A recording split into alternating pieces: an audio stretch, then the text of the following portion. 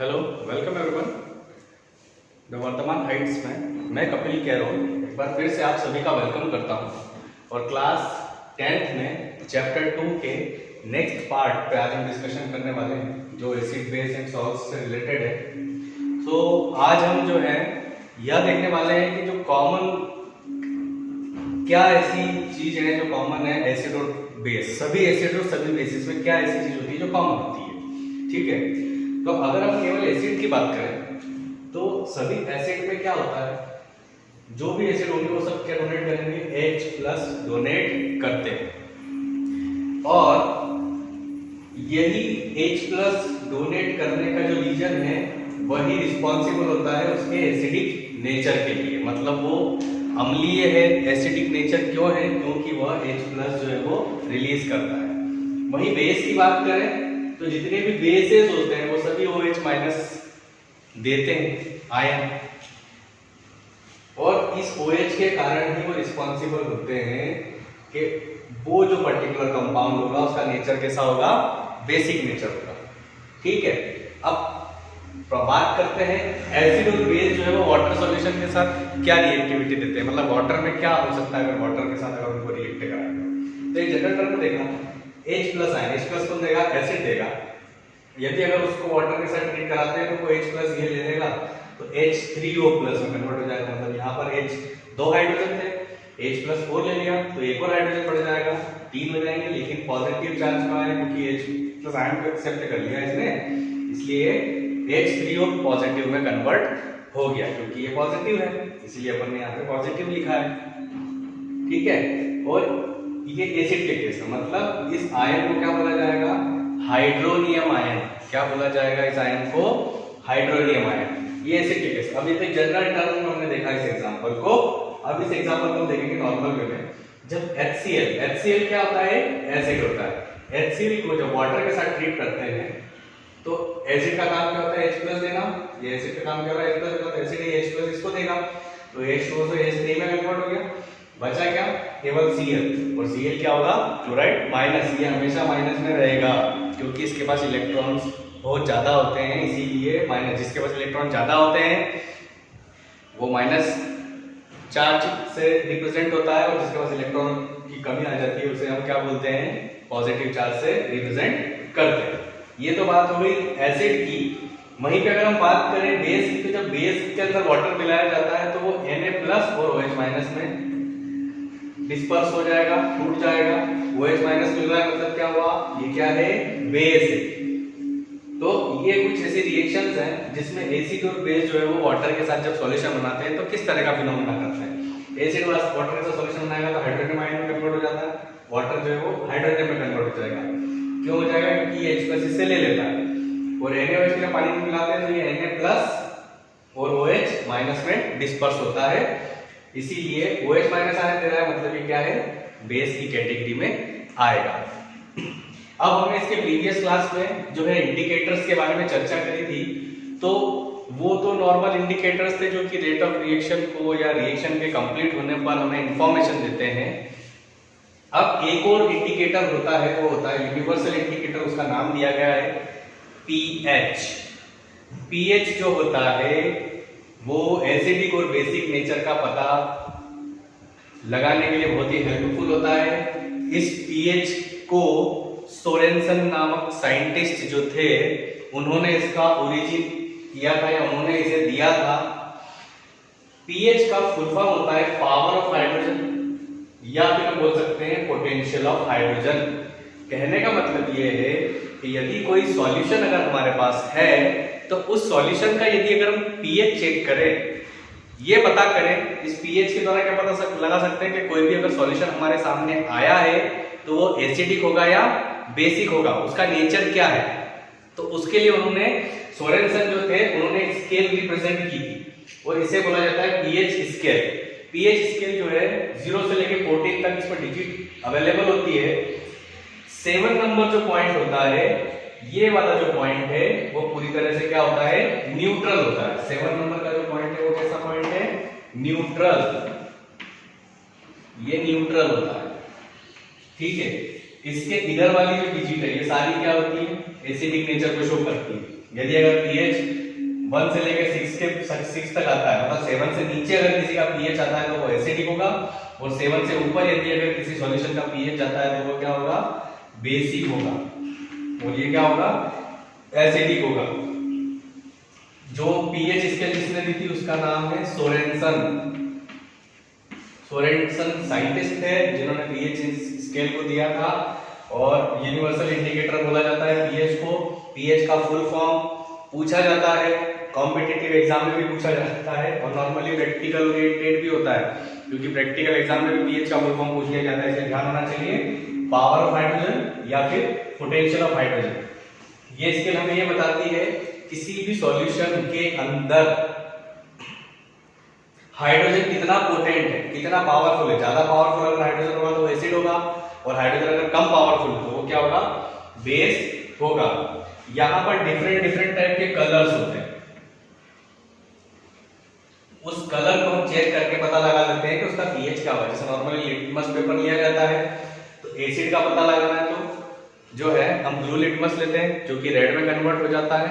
मतलब blue litmus paper आप लेंगे तो 1 से लेकर 6 पीएच में वो आपको उसका नेचर बता देगा। रेड लिटमस पेपर लेंगे तो बेस बता देगा, और एक नॉर्मल लिटमस पेपर भी आता है जो एसिडिक और बेसिक दोनों कंडीशन को बता देता है।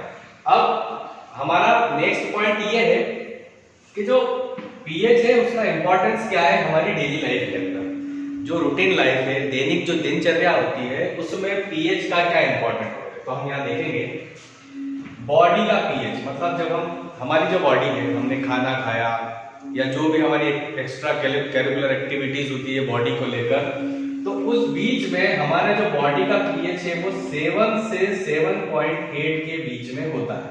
कितना होता है, 7 से 7.8 के बीच में। यदि अगर ये इससे नीचे गया तो बॉडी के अंदर एसिडिटी क्रिएट होती है, ठीक है, इस बात का ध्यान रखना है। और अगर ये 7.8 से ऊपर जाएगा तो ज्यादा बेसिसिटी जो है बॉडी के अंदर प्रोड्यूस हो सकती है। वही बात करें यदि अगर रेन वाटर की बात करें, बरसात के समय की, अगर बरसात का जो पानी होता है, जो रेन वाटर होता है, यदि अगर उसका पीएच जो है वो 5.6 से नीचे जाता है, मतलब 5.6 से ऊपर है तो कोई दिक्कत नहीं, लेकिन अगर वो नीचे जाएगा तो फिर उस रेन को क्या बोलेंगे हम, एसिड रेन। क्या बोलेंगे, एसिड रेन। और ये होता है, ये बहुत हार्मफुल होती है, स्किन रिलेटेड प्रॉब्लम क्रिएट करती है एसिड रेन। थर्ड पॉइंट है हमारा स्टमक प्रोड्यूस HCl। अब स्टमक जो है हमारा, जो पेट है, वो HCl को प्रोड्यूस करता है। अब हमें कैसे पता चलेगा कि HCl को प्रोड्यूस कर रहा है, तो उसका पता बहुत ही सिंपल तरीका है, आप लोग जानते नहीं है उस बारे में, लेकिन एक्चुअली में होता है। कैसे होता है, जब भी हमें भूख लगती है तो भूख लगना मतलब हमारे बॉडी के अंदर लीवर में से HCl जो है वो सीक्रेट होने लग गया। HCl का सीक्रेशन होता जाता है तो भूख बढ़ती जाती है।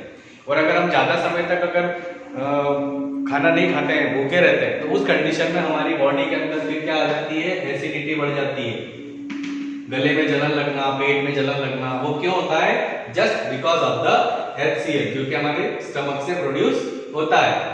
ठीक है, इस बात का ध्यान रखना है। जब भी हमें भूख लगने लगी, मतलब क्या हुआ, HCl जो है प्रोड्यूस होने लगा, तो उस कंडीशन में हमें क्या करना है, खाने को खा लेना चाहिए, अदरवाइज एसिडिटी हो सकती है। सेकंड नेक्स्ट पॉइंट है plant need pH for their healthy growth. जितने भी प्लांट्स होते हैं उनको भी पीएच को मेंटेन करके रखना होता है, उनकी बॉडी में भी पीएच मेंटेन होता है। क्यों होता है, क्योंकि जब तक पीएच मेंटेन नहीं होगा वो उनकी ग्रोथ जो है वो हेल्दी तरीके से नहीं कर पाएंगे, मतलब प्रॉपर ग्रोथ नहीं होगी। कोई प्लांट अगर उग रहा है, ग्रोथ हो रही है उस प्लांट की, और ऑटोमेटिकली सडनली वो हो सकता है किसी कारण से वापस सूखने लग जाए, तो क्यों हो जाता है ऐसा, उसका पीएच जो लेवल है वो या तो गिर जाएगा या फिर वो ज्यादा हो जाएगा। ठीक है, फिर सेल्फ डिफेंस की बात करें तो सेल्फ डिफेंस में एनिमल्स के अंदर नॉर्मली सेल्फ डिफेंस करने के लिए जो है वो पीएच बहुत रिस्पॉन्सिबल होता है। क्योंकि जैसे अगर आप बात करें हनी बी जो होती है, हनी बी, मधुमक्खी की बात करें तो मधुमक्खी को अगर अपन छेड़ते हैं तो वो काट लेती है, काटने पर फिर क्या होता है, बॉडी में स्वेलिंग आ जाती है। क्यों आती है, क्योंकि उसका जो डंक होता है वो जब उसके अंदर क्या होता है, मेथेनोइक एसिड या एसिटिक एसिड बोल सकते हैं इसको। इसका नाम क्या है? Methanoic acid. ये सीक्रेट होता है मेथेनोइक एसिड, या फिर क्या बोल सकते हैं एसिटिक एसिड। ये उसके डक्ट से सीक्रेट होता है, तो जैसे ही वो काटती है तो वो क्या होता है एसिटिक एसिड हमारी बॉडी के अंदर इंटर कर जाता है, फिर वो हमारी सेल्स के साथ में क्या होता है रिएक्शन करता है। तो सेल्स के साथ रिएक्शन करने में काफी पेनफुल हमें महसूस होता है, काफी दर्द महसूस होता है, क्योंकि ये एसिड का काम ही ऐसा है, अगर ये बॉडी के अंदर क्या है दर्द तो देना ही है और स्वेलिंग भी देता है, तो बॉडी सेल्स के साथ में ये रिएक्शन करता है जिसके कारण हमें दर्द का एहसास होता है। तो हनी बी है वो सेल्फ डिफेंस के लिए क्या करती है, वो जो जब वो काटती है तो उस कंडीशन में क्या होता है मेथेनोइक एसिड है वो ह्यूमन बॉडी के अंदर चला जाता है, पर्टिकुलर जिस भी लिविंग बीइंग पे अगर वो अटैक करती है तो उस कंडीशन में ऐसा होता है।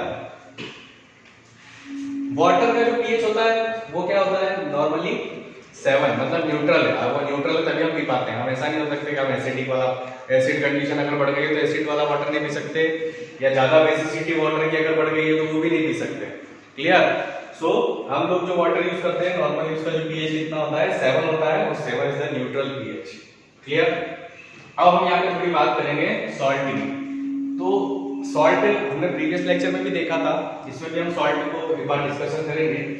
तो आयनिक compound formed by neutralization reaction. Salt क्या होता है? एक आयनिक कंपाउंड होता है जो कि प्रिपेयर किया जाता है with the help of neutralization reaction, मतलब उदासीनीकरण की अभिक्रिया से प्रिपेयर किया जा सकता है। हम लोग नमक को कैसे खा लेते हैं, या सॉल्ट जो नॉर्मल हम NaCl की बात करें, कॉमन सॉल्ट NaCl नमक का यूज करते हैं, क्यों खा लेते हैं? क्योंकि न्यूट्रल होता है। अगर ये एसिडिक हो जाए या ये बेसिक हो जाए तो हम नहीं खा सकते, हम बोलेंगे अलग अलग तो खा नहीं सकते इनको। ओके, सोडियम खा लो या क्लोराइड खा लो तो नमक हो जाएगा, नहीं, ये किसी प्रॉपर रिएक्शन के थ्रू या प्रॉपर चैनल के थ्रू प्रिपेयर किया जाता है, तभी न्यूट्रल सॉल्ट बनेगा और तभी ये खाने योग्य होता है, और उसके बाद फिर रिफाइनिंग प्रोसेस होती है तब खाने योग्य होता है। अब कुछ कॉमन सॉल्ट्स ऐसे हैं जिनका हम एग्जांपल हमने 5 पॉइंट यहाँ देख लेते हैं।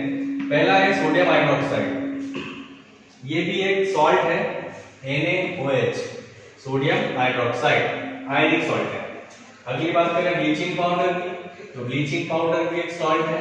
इसे ब्लीचिंग पाउडर का एक नाम और है कैल्शियम ऑक्सीक्लोराइड। बेकिंग सोडा की बात करें, बेकिंग सोडा मींस खाने का सोडा, NaHCO3.10H2, ठीक है, .10H2। बेकिंग सोडा का एक और नाम होता है सोडियम बाइकार्बोनेट। क्या बोलते हैं इसको? सोडियम बाइकार्बोनेट, ठीक है। Washing soda Na2CO3। Baking soda और वॉशिंग सोडा में डिफरेंस है। जो वॉशिंग सोडा, जो कपड़े धोने का जो सोडा होगा उसमें हाइड्रोजन नहीं होता है, जो खाने का सोडा होता है उसमें हाइड्रोजन आ जाता है, ठीक है, NaHCO3। वहीं पे बात करें POP, plaster of Paris. Plaster of Paris की जो है एक प्रकार का सॉल्ट है, और इसका जो फॉर्मूला होता है वो होता है CaSO4.2H2O, मतलब कैल्शियम सल्फेट के अंदर 2 मॉलिक्यूल किसके होते हैं? वाटर के, जिसके कारण जब भी हम प्लास्टर ऑफ पेरिस का यूज करते हैं, बिफोर यूज वो लिक्विड फॉर्म में होता है, लेकिन आफ्टर यूज जैसे उसको कंप्लीट करके हमने किसी चीज पे अगर लगाया तो वो सॉलिड में कन्वर्ट हो जाता है, और बहुत ही टफ सॉलिड में कन्वर्ट होता है। सो ये था common acid base salts, universal indicators. अब इन 5 पॉइंट को हम ब्रीफली एक्सप्लेन करेंगे अगले पार्ट में। Thank you very much.